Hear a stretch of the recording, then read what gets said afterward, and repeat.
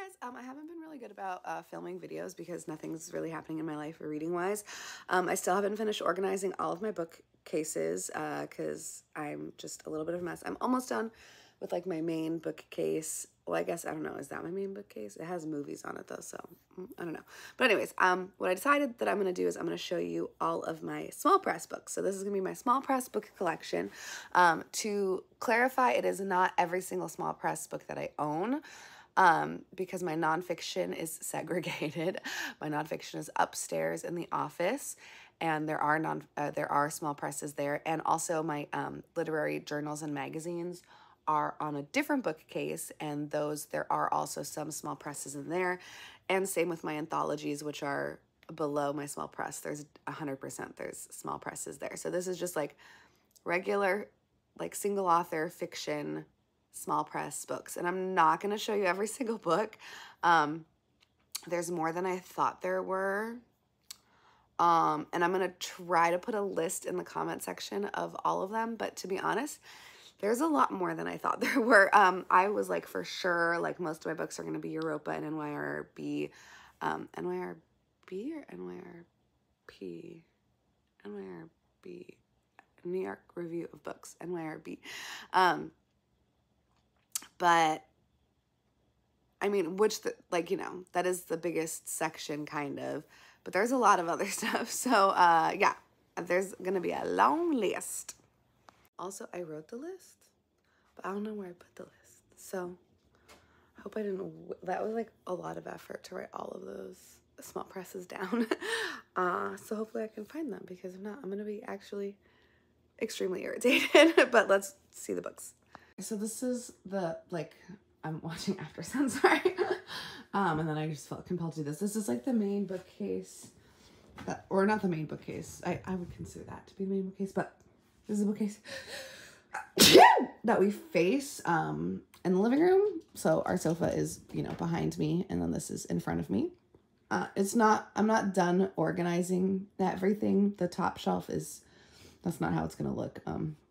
It's just, again, still kind of a mess. So this shelf here is small presses, and then I ran out of space, so that stack also. And yes, they are double stacked, of course, because that's just what's going on. All right, so these ones are kind of single guys. So there's a lot of, small presses where I only have one copy. I will say Roxanne Gay Books is an imprint of Grove Atlantic, but Grove Atlantic is a small press. And then I like can't 100% remember what all of these are. I know these are self-published. These are both, my coworker wrote, well, he's not my coworker anymore, but at the time, and he wrote these and gave them to me. So yeah, these are, and again, I'm gonna have a list of all of the presses below, because some of them don't have like obvious, like here, that's diasporic. I don't know, I can't say that. Africa Press, this is New Vessel Press, etc. But that's how it goes. And then down here, these ones are, my Grey Wolf Press is on the bottom, and then Norton is kind of in the middle. Norton, according to the internet, is an independent publisher, I guess. Yeah, I don't know, yeah. The problem with the internet is that, I mean, I take indie publishers. I feel like basically nowadays people use the word indie publishers to mean like independently published, not like an indie publisher, like self-published. But to me, independent publisher is small press, it's the same kind of thing. And then above the Norton is Soho Crime, and then there's Copper Canyon Press, which I'm going to assume, based on the fact that I just have two poetry collections, is a poetry imprint or a poetry press, but I have no idea. And then I have here one Europa book. The rest of the Europas are stacked behind. And then I have, I think that's 7 stories maybe, Charco, Persephone? Why is that so hard? NYRB, and then there's again another stack of NYRB behind those books as well. Then there's the blue books, which are Fitzcarraldo. Then I've got McSweeney's, Bellevue Literary Press, Faber and Faber. I have 2 Faber and Faber books. And then these ones are the Archipelago, the like weird, you know, the weird square books that I literally just had to shove in. And then I've got the rest of my Grove Atlantic. That's actually the one that I have the most of. So there's Grove Atlantic behind that as well. And then there's another imprint. So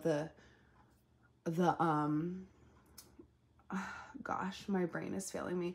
Roxanne Gay Books was an imprint, but then so was like, it's something about a cat. I don't know, but I'm pretty sure this symbol here, that's another imprint of Grove Atlantic. Then we got some Counterpoint Press. I can't remember what that one is. The Ted Uno's Song to Margaret Atwood. Oxford World Classics, Deep Vellum, Hawthorne or Haymarket. One of these ones. Hawthorne. Yep. And then these 2 right there are just some more singles. Behind these books is Verso and Rhodes Publishing. Rhodes is out of business. They're the ones that have that copy of, you can kind of see like the circle. Sorry, I just like cannot take these out. But they're the ones that have that beautiful cover of Dracula that I'll try to like put on the screen. Oh, biscuits. Am I gonna do that? Yes. That is, I want it so bad, but it's so expensive to try to get a copy now. Here we have, oops, so sorry. Coffee House Press, Not a Cult, a Rare Bird, Catapult, I forget if it's Akashic. Yeah, Akashic Books. I forget what this one is, but this is the same one too. Clash, some kind of serpents, something or other. Dalkey Archive, Propeller, Open Letter Press. These ones are, Daedalus. And other stories. And I think behind these are just like random ones. So, you know, there's anything like, you know, just random. And then I have,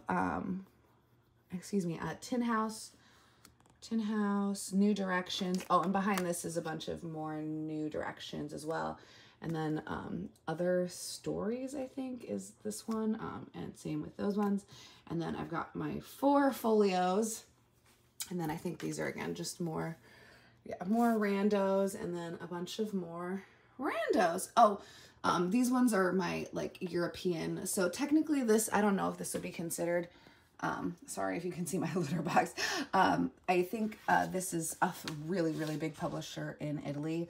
But it's a small press to me because, you know, I don't live in Italy. I live in the United States.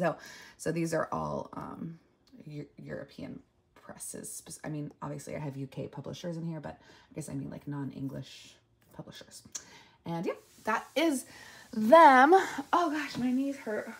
The only problem with, well, whatever, there's a lot of problems with everything that I'm doing. But yeah, so that's